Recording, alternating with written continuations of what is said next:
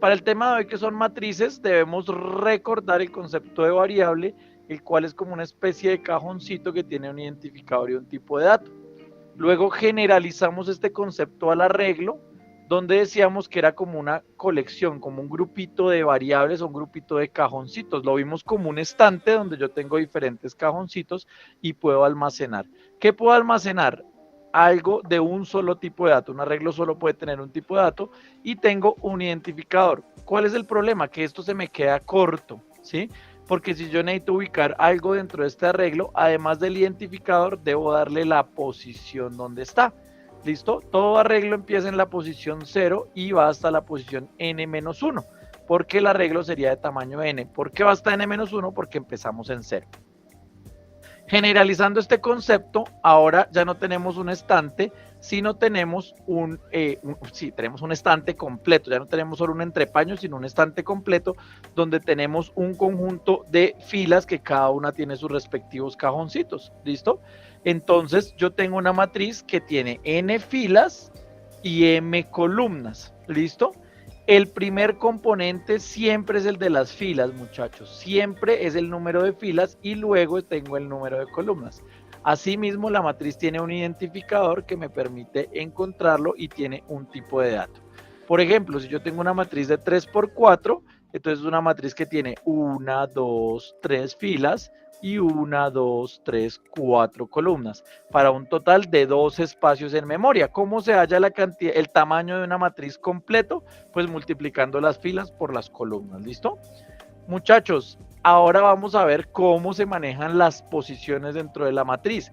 Aclaro, estas son las posiciones en C++ que iniciamos en 0. Para otros lenguajes como Python o incluso para una implementación matemática, partimos de la matriz, la primera posición es 1,1, ¿listo?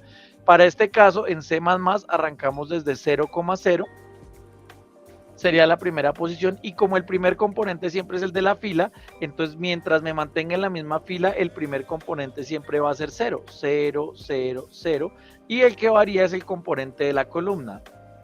Primera columna, segunda columna y m columna, ¿listo? Ahora, después de esto, entonces paso a la siguiente fila, que sería la fila 1, y de nuevo recorro los componentes, y así sucesivamente hasta que cubro, y voy mirando luego las columnas, y así hasta que cubro la última fila y voy avanzando en las columnas. Con esto tenemos que la última posición de mi matriz es n-1, m-1. n-1, que es la cantidad de filas que yo tengo, la última posición de las filas, y m-1, que es la cantidad de columnas, por lo cual una matriz puede ser o cuadrada o rectangular. Si lo generalizamos en C++, para declarar una matriz, yo voy a decir el tipo de dato, el nombre, y va primero en corchetes cuadrados el componente de el número de filas, y en corchete cuadrado el número de columnas. Para ingresar un valor en una posición, no declaro el tipo de dato, sino ya tengo que tener creada la matriz.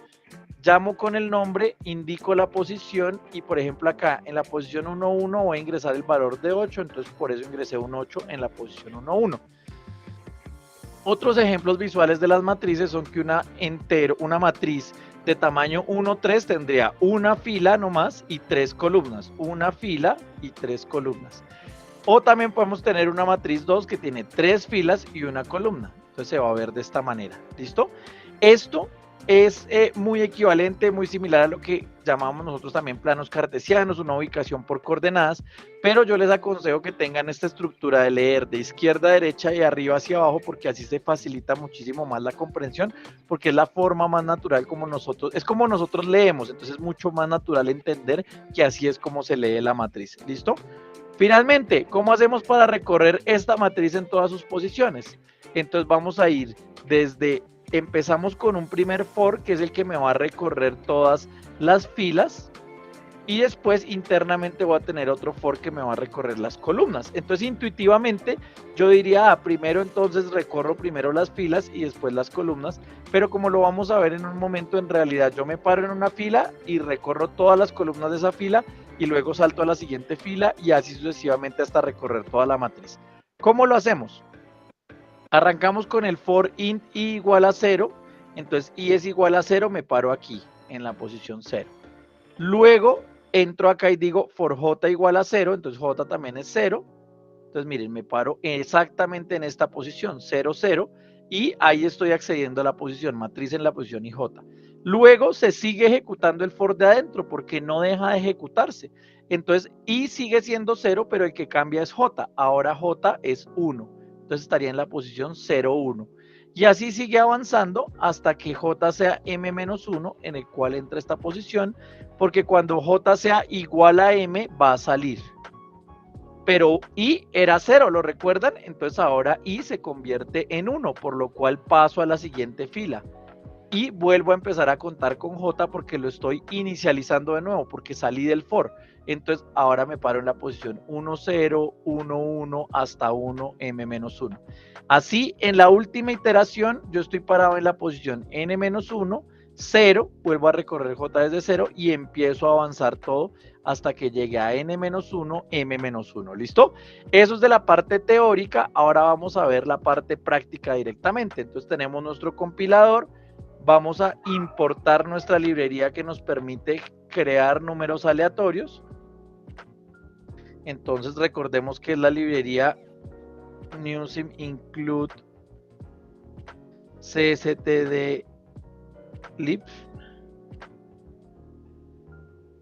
Y también pues voy a cambiar mi semilla, recuerden, entonces voy a utilizar la librería time.h. Listo.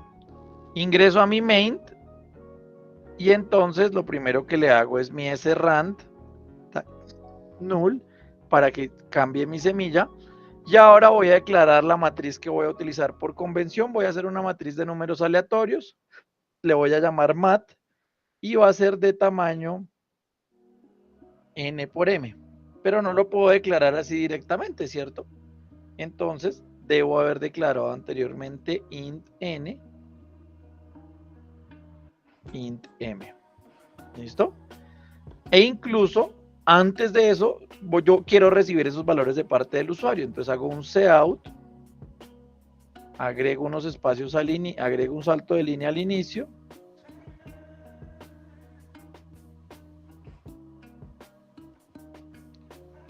Yo aquí los leo, muchachos. cstd-lib, entonces endline, gracias por ser tan lindos y estar ahí concentrados. cstdi endline, y entonces ingrese las filas.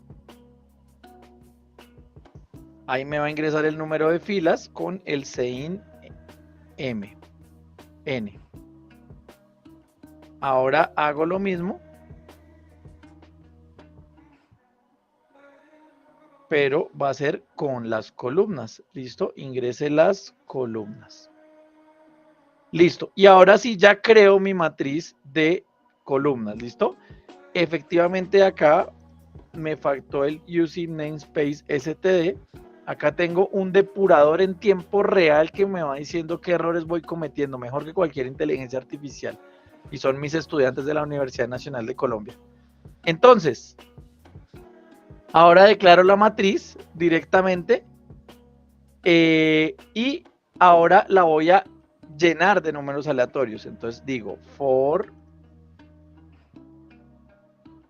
int i igual a 0, i menor que n, i más, o recuerden que también puede ser menor o igual que n-1.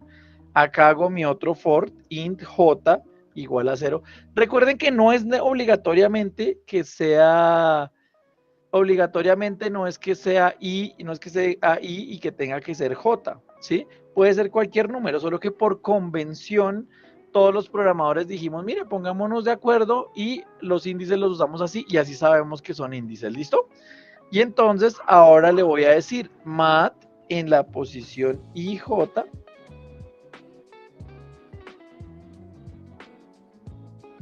sería igual a rand y ingresemos un número del 1 al 10 porque no quiero ponerme a formatear y quiero que mi matriz se vea perfecta. ¿Listo? Del 0 al 9 vamos a colocarlo.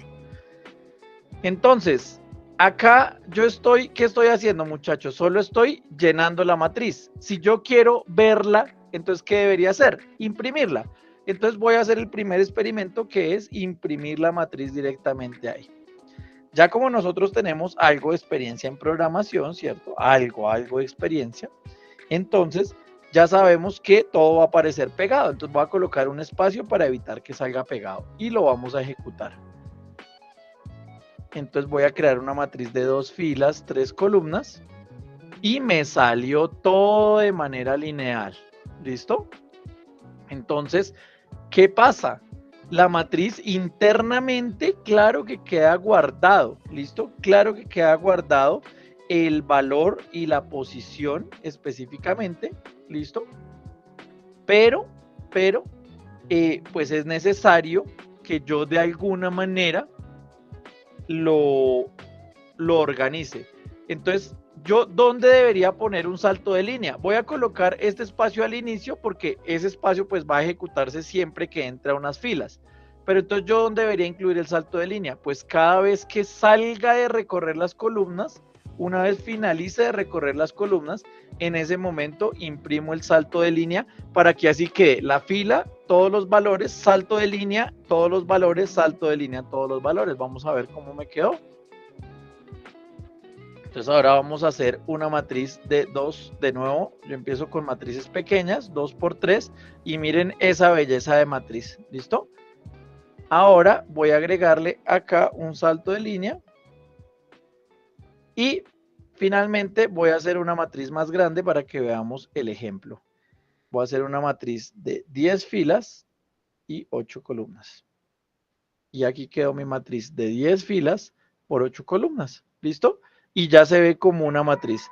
De nuevo les doy un vistazo completo al código, muchachos, para que les quede fácil de ver y fácil de utilizar. Y eso sería todo por la cápsula del tema de matrices, muchachos.